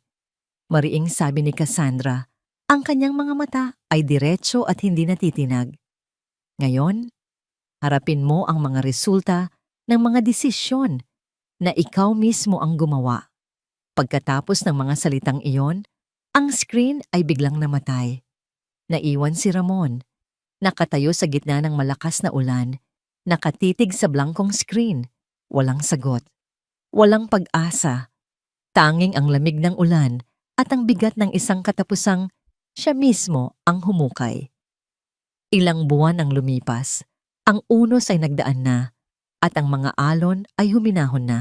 Ang pangalan ng mga Gonzales ay unti-unti nang nabura sa mga balita. Naging isang lumang tsismis na lamang na kinalimutan na ng publiko. Sa loob ng De La Vega Global Holdings, isang bagong araw ang sumisikat. Nakatayo si Cassandra sa harap ng Board of Directors. Ang kanyang boses ay kalmado, ngunit puno ng kumpiyansa, habang ipinipresenta niya ang isang bagong proyektong magpapalawak sa kanilang kumpanya sa Timog Silangang Asya. Ang bawat salita niya ay may bigat. Ang bawat desisyon niya ay matalino. Ang mga dating board members na dating nag-aalinlangan sa kanya ay ngayon nakikinig nang may buong paghanga at respeto. Ang babaeng nasa harap nila ay hindi lang isang tagapagmana, isa siyang tunay na leader. At iyon ang dahilan kung bakit ang pag-invest sa proyektong ito ay hindi lang isang hakbang pasulong, kundi isang malaking pagtalon para sa kinabukasan ng De La Vega. Pagtatapos niya, isang matunog na palakpakan ang umalingaw-ngaw sa silid. Ngumiti si Cassandra, isang ngiting profesional, ngunit totoo. Pagkatapos ng meeting, habang naglalakad pabalik sa kanyang opisina, sinabayan siya ni Arthur. Napakahusay po ng presentasyon ninyo, ma'am. Salamat, Arthur, sabi ni Cassandra, habang tinitingnan ng kanyang relo. Mag-aalas 5 na ng hapon. Paki-cancel ang lahat ng natitira kong appointment ngayong araw. Masusunod po, ma'am. May balita na ba? Tanong ni Cassandra, habang papasok sila sa elevator. Opo, ma'am, sagot ni Arthur. Ang boses ay seryoso. Lumabas na po ang final verdict kaninang umaga. 15 taong pagkakakulong para kay Mrs. Dolores Gonzales. Walang parole. Saglit na huminto si Cassandra. Hindi siya lumingon. Tumingin lang siya sa kanyang refleksyon sa makintab na pinto ng elevator. Walang galit, walang saya. Tanging isang tahimik na pagtanggap. Tapos na. Isang kabanata sa kanyang buhay ang formal nang nagsara. Tumango lang siya. Mabuti. Ang tanging mahalaga na lang sa kanya ay ang kabanatang nasa kanyang harapan. Pagdating niya sa mansyon, agad siyang sinalubong ng maliliit na tawa. Sa malawak na hardin sa likod ng bahay, sa ilalim ng ginintuang sinag ng hapon, naglalaro ang kambal. Medyo malaki na sila ngayon, kaya nang maglakad ng paika-ika. Agad na hinubad ni Cassandra ang kanyang mamahaling sapatos at blazer at tumakbo sa malambot na damuhan. Mommy's home, masaya niyang sabi. Mama! Sabay na sigaw ni Nalia at Lian at nag-uunahan silang maglakad patungo sa kanya. Lumuhod si Cassandra at sinalubong sila ng isang mahigpit na yakap. Hinalikan niya ang kanilang mababangong buhok, ang lahat ng bigat at stress mula sa trabaho ay bigla na lang naglaho. Dito, sa piling ng kanyang mga anak, siya ay hindi si Chairwoman de la Vega. Siya lang si Mommy. Pinanood niya si Leah na sinusubukang habulin ng isang paru-paro at si Leah na pilit na binubuhat ang isang bulaklak na mas malaki pa sa kanyang kamay. Ang bawat sandali ay isang kayamanan. Ito ang buhay na ipinaglaban niya. Ito ang kanyang kapayapaan. Kinagabihan, pagkatapos niyang basahan ng kwento at patulugin ng kambal, bumalik siya sa kanyang opisina sa bahay para tapusin ang ilang papeles. Habang nag-aayos ng mga dokumento, isang kasambahay ang lumapit. May dalang isang silver tray. Sa ibabaw nito ay may isang sobre.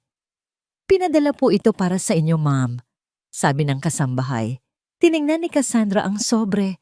Simple lang ito, ngunit ang selyo sa likod ay nagsasabi kung saan ito galing. Bilibid National Penitentiary. Ang sulat kamay sa harap, kahit medyo magulo, ay pamilyar. Ito ay sulat kamay ni Ramon. Saglit niyang hinawakan ang sulat. Isang bahagi niya ang gustong malaman kung ano ang laman nito. Isang paghingi ng tawad, isang panunumbat. Ngunit habang tinititigan niya ito, napagtanto niyang hindi na mahalaga. Ano man ang nakasulat doon ay bahagi na ng nakaraan, isang nakaraang puno ng sakit at kasinungalingan. "Yaya," tawag niya sa kasambahay. "Itago mo na lang yan sa luma kong kahon, sa mga bagay na hindi na kailangang buksan pa." Kinuha ng kasambahay ang sulat at umalis. Si Cassandra naman ay lumabas sa balkonahe na nakadugtong sa kanyang opisina, kung saan naghihintay si Arthur. Tanaw nila mula roon ang hardin at ang mga ilaw ng syudad. "Mukhang masaya po ang kambal kanina, ma'am," sabi ni Arthur. Ngumiti si Cassandra, isang tunay at malambot na ngiti. "Sila ang lakas ko, Arthur." Saglit na katahimikan ang namagitan sa kanila. Bago magsalita muli si Arthur, sa isang magalang ngunit personal na tono. "Ma'am, kung okay lang po magtanong, iisipin niyo pa po kayang magmahal muli?" Hindi lumingon si Cassandra. Ang kanyang mga mata ay nanatili sa hardin, kung saan kanina lang ay puno ng tawa ng kanyang mga anak. Isang malalim na kapayapaan ang bumalot sa kanyang puso. "Ang pinakadakilang pag-ibig ng buhay ko, Arthur," sagot niya. Ang boses ay puno ng katiyakan at kaligayahan. "Ay narito na." 1 taon pagkatapos ng gabing iyon sa charity gala, ang ballroom ng parehong 5-star hotel ay muling napuno ng mga kilalang personalidad. Ngunit ngayon, ang kapaligiran ay ibang-iba. Wala ang tensyon at takot. Ang naroon ay isang pakiramdam ng paggalang, paghanga at isang kolektibong pag-asa. Ito ang gabi ng opisyal na paglulunsad ng The Amelia de la Vega Foundation, isang organisasyong binuo ni Cassandra para tulungan ang mga single mothers na nakaranas ng pang-aabuso, isang pundasyong ipinangalan niya sa kanyang yumaong ina na siya ring nagturo sa kanya ng kahulugan ng lakas. Muling umakyat sa entablado si Cassandra, ngunit ngayon, ang kanyang suot ay isang nagniningning na puting gown, sumisimbolo sa isang bagong simula. Ang kanyang nangiti ay hindi na pilit o profesional. Ito ay totoo. Abot hanggang sa kanyang mga mata. Nagsalita siya sa mikropono. Ang kanyang boses ay kalmado, ngunit puno ng init na yumayakap sa bawat isa sa silid. "Magandang gabi po sa inyong lahat," panimulan niya. "Marami sa inyo ang marahil ay alam na ang isang bahagi ng aking kwento. Isang kwentong puno ng sakit, pagtataksil, at sa huli, pagbangon.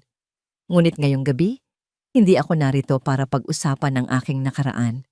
Narito ako para pag-usapan ang ating kinabukasan." Tumingin siya sa paligid, sa mga mukha ng mga babaeng naroon, mga negosyante, mga politiko, mga artista at higit sa lahat, ang mga unang benepisyaryo ng kanyang pundasyon na nakaupo sa isang espesyal na lamesa. Madalas, sinusukat ang halaga ng isang babae sa yaman ng kanyang pamilya, sa pangalan ng kanyang asawa, o sa karangyaan ng kanyang pamumuhay. Tinuruan tayong manahimik, magtiis, at tanggapin na lang ang ating kapalaran. Ngunit natutunan ko, sa pinakamasakit na paraan, na ang tunay na halaga ng isang babae ay hindi nakikita sa labas. Ito ay nasa loob. Huminga siya ng malalim. Ang ating halaga ay nasa ating kakayahang magtiis, hindi para sa iba, kundi para sa ating mga prinsipyo. Nasa ating lakas na bumangon muli, gaano man kalakas ang ating pagkakabagsak. At higit sa lahat, ang ating halaga ay nasa ating walang katapusang kakayahang magmahal, lalo na sa mga panahong tayo mismo ang pinakakulang sa pagmamahal. May ilang mga babae sa audience ang nagsimulang magpahid ng kanilang mga luha. Nakita nila ang kanilang mga sarili sa bawat salitang binibitawan ni Cassandra. Ang Amelia de la Vega Foundation ay hindi lamang isang charity. Pagtatapos niya, ang kanyang boses ay naglalaman ng isang pangako. Ito ay isang kanlungan, isang tanglaw, isang mensahe para sa bawat babae na nakakaramdam na siya'y nag-iisa, nasasaktan, at nawawalan ng pag-asa. Hindi ka nag-iisa, may halaga ka. At ang iyong kwento ay hindi nagtatapos sa pagiging biktima. Ito ay nagsisimula sa iyong pagiging isang mandirigma. Isang dumadagundong na palakpakan ang yumanig sa buong ballroom, isang pagbuhos ng suporta at paghanga. Nakaupo sa gilid ng kanyang katre si Dolores Gonzales. Ang kanyang dating makinis na buhok ay puno na ng uban. Ang kanyang balat ay kulubot na. Ang dating apoy sa kanyang mga mata ay matagal nang namatay. Tumingin siya sa labas ng maliit at may rehas na bintana. Walang makita kundi pader. Ito na ang kanyang mundo. Isang mundong binuo ng sarili niyang kasakiman.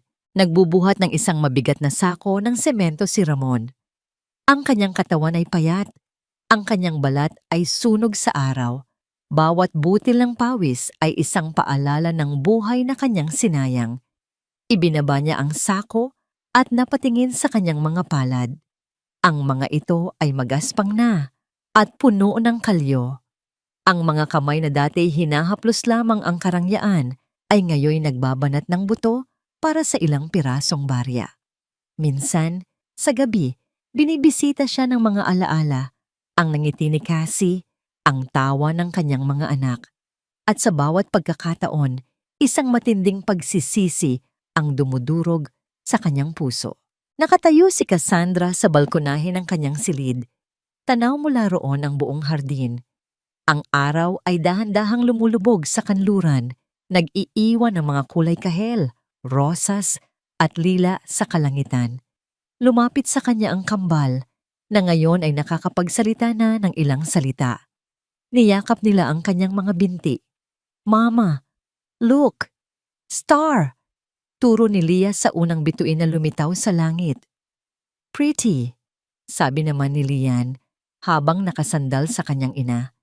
Binuhat ni Cassandra ang dalawa, isa sa bawat braso. Magaan na lang sila para sa kanya. Ang kanyang mga bisig ay hindi na nanghihina. Sila'y pinalakas ng pagmamahal. Magkakasama nilang pinanood ang paglubog ng araw. Ang kanyang mundo ay kumpleto. Hindi dahil sa yaman o kapangyarihan, kundi dahil sa dalawang maliliit na nilalang sa kanyang mga bisig. Sila ang kanyang nakaraan, ang kanyang kasalukuyan, at ang kanyang kinabukasan. Hinalikan niya ang kanilang mga noo. Ang hangin ay dahan-dahang yumakap sa kanila. Sa paglubog ng huling sinag ng araw, isang pakiramdam ng ganap na katuparan ang bumalot sa kanyang puso. Ang paglalakbay natin, bulong niya sa kanyang mga anak na parang isang pangako sa kanilang tatlo at sa buong sansinukob, ay nagsisimula pa lamang. Sa huling sandali ng kwentong ito, malinaw na ang buhay ni Cassandra ay hindi lamang kwento ng kayamanan na iniwan, kundi ng dangal na muling ipinaglaban. Mula sa isang babaeng piniling mamuhay ng simple alang-alang sa pag-ibig, siya'y itinulak ng kalupitan at kasakiman ng pamilyang Gonzales sa pinakamadilim na yugto ng kanyang buhay. Pinalaya sa gitna ng bagyo, inagawan ng respeto, at muntik pang agawan ng mga anak. Ngunit sa halip na tuluyang gumuho, nagising si Cassandra. Bumalik siya hindi para maghiganti, kundi para itama ang mali at ipaglaban ang karapatan ng isang ina. Ipinapaalala ng kwentong ito na ang kasamaan, gaano man katalino ang plano, ay may hangganan. Darating ang araw ng paniningil at ang mga pusong nanatiling matuwid ay gagantimpalaan. Kung ikaw ang nasa kalagayan ni Cassandra, hanggang saan ka lalaban para sa iyong mga anak? Kaya mo bang talikuran ang lahat para sa kapayapaan at bumangon muli para sa hustisya? Bilang pagtatapos, nais ko kayong kamustahin. Kumusta kayo ngayon? May pinagdaraanan ba kayong laban na tahimik ninyong kinikimkim? Huwag kayong mag-atubiling magbahagi sa comments. Nandito ako, nakikinig, nagpapasalamat, at patuloy na nagkukwento para sa inyo.